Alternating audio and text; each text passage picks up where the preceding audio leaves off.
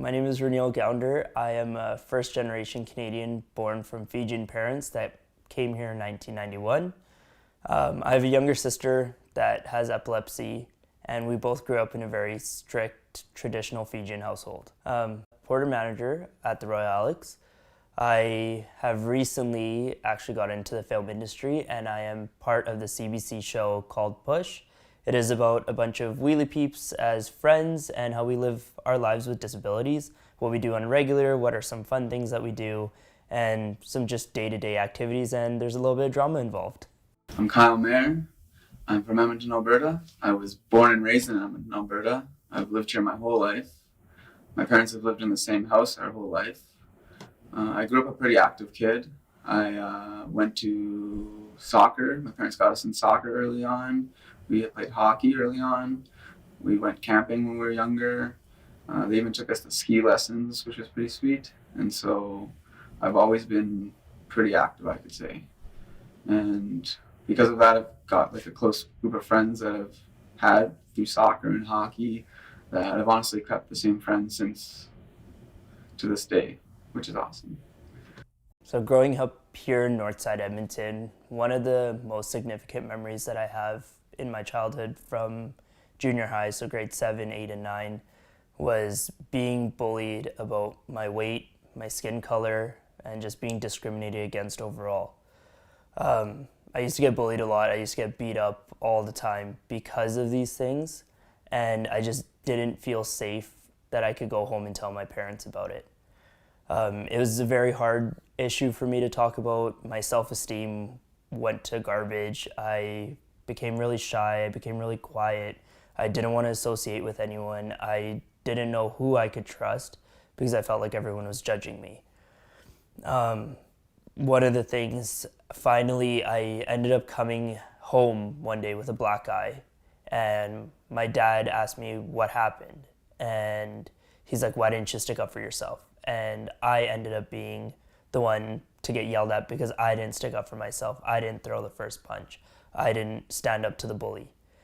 And what happened after was he ended up enrolling me in martial arts, and I ended up learning self-defense, started taking that, and I think that was my pivotal point that I should stand up for myself and I shouldn't take someone else's crap and let someone discriminate against me based off of my color or my weight or just how I am as a person. And I think that was truly when I started to realize that I should love myself more, was when I enrolled in that stuff and learned self-defense, and it was something for me rather than for somebody else. Early on in elementary, for whatever reason, I started gaining a bunch of weight, and that kind of affected me a lot. And so I would get called chubby, and I remember getting called piggy as well. And I honestly just started to internalize my feelings and didn't really know what to do. I grew up as a very active kid, and this was just a new, I guess, emotion, new feelings that were coming to me. And it was kind of hard. I ended up just internalizing it. I wasn't very forthcoming with friends or family about how it affected me, and continued to try to lose my weight and improve how I looked without maybe people focusing or noticing. And it wasn't honestly until I became very fit by some people's standards that they noticed I looked different, and oh look, he's a fit guy now. And it was just years of hard work of after feeling like I was overweight that I just decided I didn't want to look like that again. So after high school, there was a pivotal moment that happened to me in October. I didn't really know what I was doing after high school, to be honest, and I was still figuring out my life. I thought I wanted to be a firefighter, and I thought that would be a great path because it was a job where I could be fit, I could save lives, and on the side I could also maybe get a trade. And so I was kind of debating what I wanted to do back and forth. But I was working construction at the time for a close friend, and I was driving. I got into my truck one morning. It was an October morning, pretty cold. I don't think it snowed quite yet, But I was driving on the road in the early morning, and I remember there could have been black ice on the highway. I was driving a small truck at the time, and all I remember actually is hitting a guardrail. The truck hit the guardrail just at the right angle, which caused me to actually flip over the guardrail. And so my truck went from one side of the highway all the way to the other side of the highway, and I rolled. To be honest, I'm just happy I'm alive. And as soon as that happened, I was sitting there thinking, what the hell is going on and what just happened? All I could think though is thankfully I'm alive, and as soon as that happened, STARS ambulance, helicopter came and got me, thankfully. They airlifted me. I was a little bit out of the city, so I wasn't close enough for an ambulance or anything like that, so STARS was the closest and best option. Thinking back on it, it was one of the most traumatic experiences of my life, but I had so much support and people around me right after that it didn't really feel like that traumatic for me. My accident happened on October 24th, 2012, and my birthday is October 27th. So 3 days after my accident, I was surrounded by friends and family for my birthday. In the accident, I also hit my head really hard on the steering wheel and I fractured my jaw. I had one surgery on my spine. It wasn't correct, and so when they were going back to the second surgery, they noticed on the scan that my face was also broken. And so one thing at a time is what you got to do when you're in rehab. But without the support of my friends and family, I don't think I probably would have made it. At least I wouldn't be the same person I am today, because I've always tried to maintain that I'm the same person. And it's honestly because of my friends and family and the people that I've grown up with, that I've done the same things with all of my life. They're still around, we're still friends, and honestly that means the world to me, so I couldn't ask for anything more. So in the hospital, as I was talking about, I turned 18, and one of the most significant memories was all the well wishes that I got while I was in the hospital and just being surrounded by so many friends and family. I remember getting this big birthday card that I had a bunch of friends and family sign, or whoever was around me at the time. At the same time, there's a bunch of pictures of me with my friends and family laying in the hospital bed. It doesn't look like I'm very coherent at the time, but trust me, I'm just so thankful that you guys were around me and supporting me, kept my spirits up 100%. Yeah, so thankful for all the supports that I had with friends and family. I had to figure out a new path because I changed, and what I wanted to do wasn't an option anymore. Being a firefighter and getting a trade had to change. And so I decided to go to Center High. I knew I might need to upgrade some of my classes, but at that point in time, I honestly didn't really know what I was doing still. And I knew I just needed to get used to being in a wheelchair and dealing with navigating through the world, because accessibility isn't very easy to come by sometimes. And that was new for me. So going to Center High was the first step. Center High was a great school. The staff and all the people there, I met some good friends, to be honest, at Center High. But getting to and from Center High was sometimes a nightmare. I remember taking the bus, and in the winter times, there could be times where they didn't clear the sidewalk at all, and they left me on top of a pile of snow. And then I'd be turning into a snowplow, getting to the school. Thankfully, I remember running into a couple people who were super kind, saw me struggling on the sidewalk, and offered to just push me into the building. And that happened on a couple occasions, but I learned my lesson. Thankfully, I was only at Center High for about a year, so after that, I transitioned to MacEwan.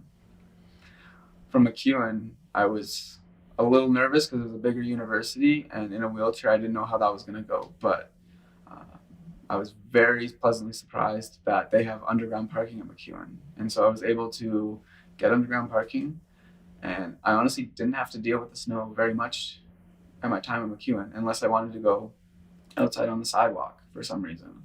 But the good thing about MacEwan is all the buildings are accessible through the parkade. And as long as I parked there and I could go to each building and get to each class I needed to get to. So I was happy. And it gave me some confidence that going forward, education wouldn't be that difficult and it'd be a bit easier. So while I was at MacEwan, I decided I wanted to pursue an education degree. After talking to my uncle and aunt and some other close family friends, I decided that education would be a great path because I've always wanted to do a trade, in a sense where a job that can be applied universally across lots of areas in the world. And education was a great step where if I got an education degree, in my mind, I didn't always have to live in Edmonton and work in Edmonton. I could work all other places in the world and still use my education degree to help teach people. And so I transitioned to U of A because that was the place I had to go to. Honestly, U of A was a great school and is a great school, but they don't have an underground parkade. And I definitely had to deal with a bit more accessibility problems when I was at the U of A than I thought I would have to. So after I graduated university, I had my Bachelor of Education in elementary teaching, and I was lucky enough that through working and through networking, I found a school called E2 Academy that was able to hire me. E2 Academy is a really special school because they have a strict neurodiverse population. And so that means everyone might be coded with Tourette's, autism, ADHD, or multiple of them at one time. And I felt that place was very welcoming to me, especially as a new graduate teacher in a wheelchair. That place accepted me for who I was and was very, very helpful at trying to accommodate and asking all the time what they can do to help me better my situation. I remember specifically actually working in the school that there was times where I would have to go out for recess, and obviously getting outside in a wheelchair in the snow is very difficult. But I worked with the vice principal at the time, and we managed to figure out a solution where we could buy a big set of wheelchair tires that would be good in the snow. And we also found a set of little skis that I could put on my chair. So they would strap on top of the casters and they would act as little skis that I could glide across while I was on the snow. It was things like that that really made the difference when I was working at that school, because coming out of university, I knew there was accessible options places, but I knew accessibility wasn't easy to come by and I wasn't always going to find it. But I was happy that there was a place I could feel belonging. In 2021, I couldn't complete my paramedic course because I ended up in an accident. I went on a hill with a few of my friends and my fiance at the time to go sledding. We ended up going down the hill and the sled lost control and ended up hitting a tree. I ended up breaking a bunch of bones, broke my pelvis, and I ended up breaking my spine. 911 got called, paramedics arrived, and I was taken off to the hospital. That's one of the last things that I remember before I woke up 2.5 weeks later. I was in a coma, so I woke up 2.5 weeks later, and I didn't know where I was. Basically stayed there for 6 months, recovering and getting my body back to normal, or what my new normal would be. And just adjust to my new life, now being paralyzed. So my accident happened during COVID, and because of that, I wasn't allowed any visitors. I spent most of my days in the hospital alone. I was there for a total of 6 months, and every single day I was mostly alone. I wasn't allowed to see anyone, I wasn't allowed to leave the room. It was crazy because I kept getting deeper and deeper into dark thoughts. I fell really bad into depression. I felt alone in that moment. I felt like I had no one. It stayed like that for a long time, that I was in depression in a dark space until I ended up at the rehabilitation hospital.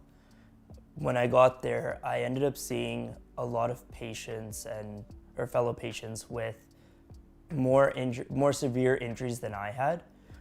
They were paralyzed higher up. They had lesser function than I did. They needed assistance more than I would ever need, and that I feel like motivated me to be a better person and further strengthen myself and get further into my recovery. So every day I worked harder and harder to become independent and not have to rely on anyone after seeing this. Because I desire my independence so much, I'm a very social person. I like going out to restaurants, I like going out to bars, like meeting new people, going on the dance floor and having fun overall.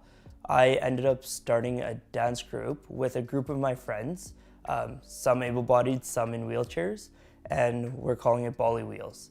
What Bolly Wheels is a dance group made for anyone, whether you have a disability or not, whether you're using a mobility aid or not. It's open for everyone to come and try out, to dance, have fun, get involved with the community, get to know other people that have similar or even different situation than what you have. And what we do is we just dance, have fun, we practice choreo, we do performances, and overall it's just a great time to have fun with everyone and meet new people and just get out of your house and do something. It's a great exercise and it's just fun. So growing up, I've always been an active kid. I played soccer and hockey, obviously. And after my accident, I wanted to keep being active. And thankfully I did. I continued to work out in the gym. I tried to do sit skiing and I learned how to sit ski a little bit. Most recently, I did cross-country skiing, which was pretty fun. And I've even done hand cycling and got myself my own hand cycle. Although I can't say I've done it enough, but I've always wanted to try to keep doing fun fitness activities because I think deep down, no matter what, and no matter through my life, I've just always enjoyed moving my body and being active. And I think that's something I wanted to carry throughout my life to this day today. Ever since moving downtown with my roommate, I started seeing a personal trainer and it got me a bit more serious into being in the gym and working out. And it gave me some huge confidence and people started noticing more in the gym. And it got me thinking that I wanted to start trying something new. So I signed up to do a bodybuilding competition here in Edmonton that I'm currently training for. Another thing that happened to me after my accident was the discrimination I experienced in public. I would go out to bars and I would get denied access at the door because bouncers would say that my wheelchair would take up too much space. They would say that I would get in the way of other people, I would run people over, and that I wouldn't be comfortable there. Another thing that happened was I would go to restaurants and bathrooms weren't accessible or tables weren't accessible. I wouldn't be able to eat there comfortably. I wouldn't be able to even go to the bathroom comfortably. And then just other people in public, just in passing, they would be like, look at that cripple, look at that Indian. And it was just a very hard thing for me to hear because it brought me back to my childhood and those memories of me being bullied and discriminated against at that time. And I thought that would be over by now, but yet it's not. It's a reality that still happens. And then at work, when I returned back to work, my accommodation at first was, because I was working there before I was injured, when I was able-bodied, I didn't need much change of an accommodation. But after when I came back paralyzed, they had to change the bathrooms. At first, I was wheeling about 30 minutes to go to a different building to even go to the bathroom, and then another 30 minutes to go back. And the bathroom that was near the office, I couldn't even use because of the accessibility of the issues of it.